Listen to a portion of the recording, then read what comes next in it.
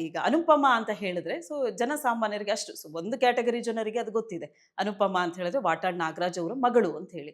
ವಾಟಾಳ್ ನಾಗರಾಜ್ ಅವರಿಗೆ 2 ಮಕ್ಕಳು, 1 ಗಂಡು, 1 ಹೆಣ್ಣು. ಅದರಲ್ಲಿ ಅನುಪಮ ಅವರು ಇದ್ದಾರೆ ಬೆಂಗಳೂರಿನಲ್ಲಿ. ಅನುಪಮ ಮದುವೆ ಮಾಡ್ಕೊಂಡ್ರು, ಮನೆಯಲ್ಲಿದ್ದಾರೆ ಗಂಡನ ಜೊತೆ, ಮಗು ಜೊತೆ ಆರಾಮಾಗಿ ಅವರು ಫ್ಯಾಮಿಲಿ ಲೈಫ್‌ನ ಲೀಡ್ ಮಾಡ್ತಿದ್ದಾರೆ ಅಂತ.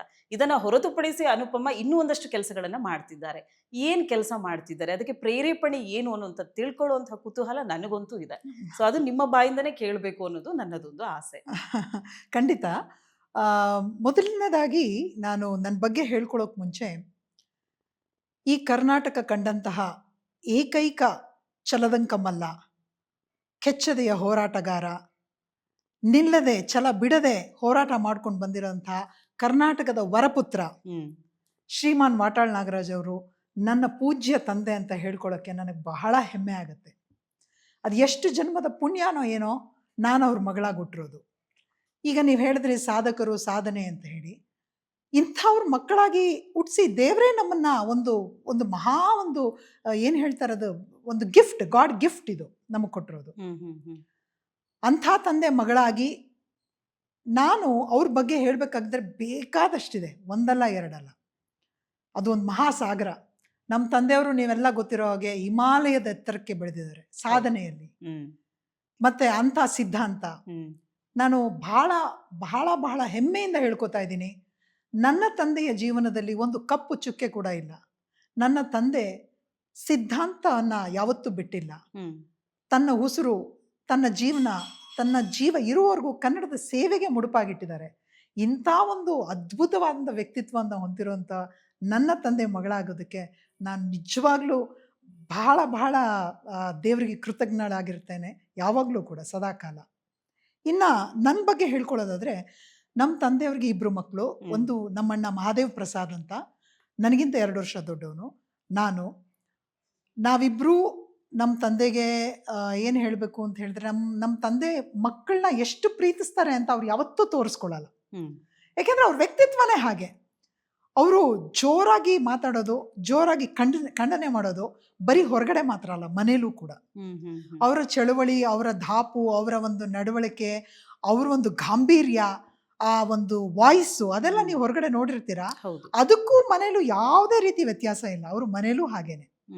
ಹಾಗಾಗಿ ನಮ್ಮಿಬ್ಬರಿಗೆ ನಮ್ಮ ತಂದೆ ನೋಡಿದ್ರೆ ಇವತ್ತಿಗೂ ಬೇರೆ ಜನಗಳಿಗೆ ಹೇಗೆ ವಾಟಾಳ್ ನಾಗರಾಜ್ ಅವರು ಕಾಣಿಸ್ತಾರೋ ನಮಗೂ ಹಾಗೆ ಕಾಣಿಸ್ತಾರೆ. ನಮಗೆ ತಂದೆ ಅನ್ನೋದಕ್ಕಿಂತ ಹೆಚ್ಚಾಗಿ ನಾವಿಬ್ರು ಅವರ ಅಭಿಮಾನಿ, ದೊಡ್ಡ ಅಭಿಮಾನಿ. ಭಯ ಇದೆ ಇವತ್ತಿಗೂ. ಈಗಿನ ಕಾಲದ ಮಕ್ಳ ಥರ ನಾವು ಯಾವತ್ತೂ ನಮ್ಮ ತಂದೆ ತೊಡೆ ಮೇಲೆ ಹೋಗಿ ಕುತ್ಕೊಳ್ಳೋದು, ತಬ್ಕೊಳ್ಳೋದು, ಇಟ್ಕೊಳ್ಳೋದು ಅದೆಲ್ಲ ನಾವು ನೋಡೇ ಇಲ್ಲ. ಅಂದರೆ ಆ ಥರ ಎಲ್ಲ ನಾವು ಬಂದೇ ಇಲ್ಲ. ಯಾವತ್ತೂ ನಮ್ಮ ತಂದೆನ ನಾವೆಲ್ಲ ಮೈಸೂರು ಕಡೆಯವರು ಅಣ್ಣ ಅಣ್ಣ ಅಂತ ಕರಿತೀವಿ, ಅಪ್ಪ ಅಂತ ಕರೀಲ್ಲ, ಅಣ್ಣ ಅಂತ ಕರಿತೀವಿ.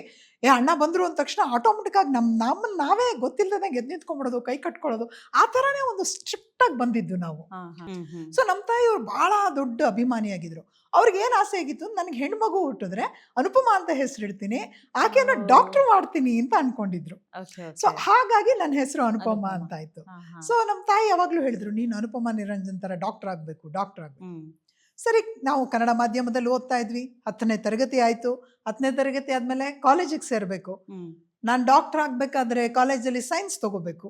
ಸೈನ್ಸ್ ಯಾವ ಭಾಷೆನಲ್ಲಿದೆ? ಕನ್ನಡ ಮಾಧ್ಯಮದಲ್ಲಂತೂ ಇಲ್ಲ, ಇಂಗ್ಲಿಷ್ ಮಾಧ್ಯಮದಲ್ಲೇ ಇದೆ. ನಾನು ಇಂಗ್ಲಿಷ್ ಮಾಧ್ಯಮ ತಗೊಂಡು ಡಾಕ್ಟರ್ ಮಾಡ್ಬೇಕಾಗಿ.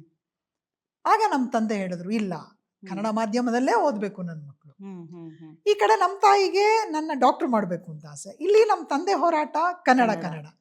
ಆಮೇಲೆ ನಾನು ನಮ್ಮ ತಾಯಿಗೆ ಹೇಳ್ದೆ, ಇಲ್ಲಮ್ಮ, ಯಾವುದೇ ಕಾರಣಕ್ಕೂ ನಮ್ಮ ತಂದೆ ಏನು ಆಸೆ ಪಟ್ಟಿದ್ದಾರೆ ಕನ್ನಡ ಮಾಧ್ಯಮದಲ್ಲೇ, ನಾನು ಕಲಾ ವಿಭಾಗನ ಆಯ್ಕೆ ಮಾಡ್ಕೋತೀನಿ.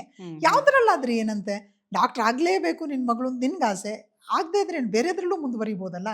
ಹಾಗಾಗಿ ನಾನು ಕಲಾ ವಿಭಾಗವನ್ನು ಆಯ್ಕೆ ಮಾಡಿಕೊಂಡೆ. ಅದರಲ್ಲಿ ನಾನು ಪದವೀಧರೆ ಆದೆ ಮತ್ತು ತರ್ಕಶಾಸ್ತ್ರದಲ್ಲಿ ಮಾಸ್ಟರ್ಸ್ ಮಾಡಿದೆ. ಇದು ಯಾಕೆ ಹೇಳ್ತಾ ಇದ್ದೀನಿ ಅಂದರೆ, ನನಗೊಬ್ಬರು ಲೆಕ್ಚರರ್, ಭಾಳ ಆತ್ಮೀಯ ಲೆಕ್ಚರರ್ ಇದ್ರು. ನಾನು ಅವರ ಹೆಸರು ಹೇಳಲೇಬೇಕು. ಅವರು ಶ್ರೀ ನಂದನ್ ಅಂತ ಹೇಳಿ, ನಂದನ್ ಸರ್ ಅಂತ. ಅವ್ರು ನನಗೆ ಹೇಳ್ತಾ ಇದ್ರು, ಕನ್ನಡ ಮಾಧ್ಯಮದಲ್ಲಿ ಮಾಡೋದ್ರೆ ಏನು ಉಪಯೋಗ ಇಲ್ಲಮ್ಮ, ಬೇರೆ ಭಾಷೆಯಲ್ಲಿ ಇರುವಂತಹ ಒಂದು ಸಬ್ಜೆಕ್ಟ್ನ ತಗೊಂಡು ಕನ್ನಡದಲ್ಲಿ ನೀನು ಟ್ರಾನ್ಸ್ಲೇಟ್ ಮಾಡಿ ಕನ್ನಡದಲ್ಲೇ ಮಾಡು. ಆಗ ಅದರಿಂದ ಒಂದು ನಿಮ್ಮ ತಂದೆ ಹೋರಾಟಕ್ಕೆ ಒಂದು ಶಕ್ತಿ ತುಂಬದಂಗಾಗತ್ತೆ ಅಂತ. ಆಗ ನಾನು ಆಯ್ಕೆ ಮಾಡ್ಕೊಂಡಿದ್ದು ತರ್ಕಶಾಸ್ತ್ರನ. ತರ್ಕಶಾಸ್ತ್ರ ಅಂದ್ರೆ ನಿಮ್ಗೆಲ್ಲ ಗೊತ್ತು, ಫಿಲಾಸಫಿ. ಫಿಲಾಸಫಿ ಯಾವ ಕನ್ನಡ ಪುಸ್ತಕಗಳು ಇಲ್ಲ. ಫಿಲಾಸಫಿ ಬಗ್ಗೆ, ಎಲ್ಲ ಇಂಗ್ಲಿಷ್ ಪುಸ್ತಕಗಳೇ.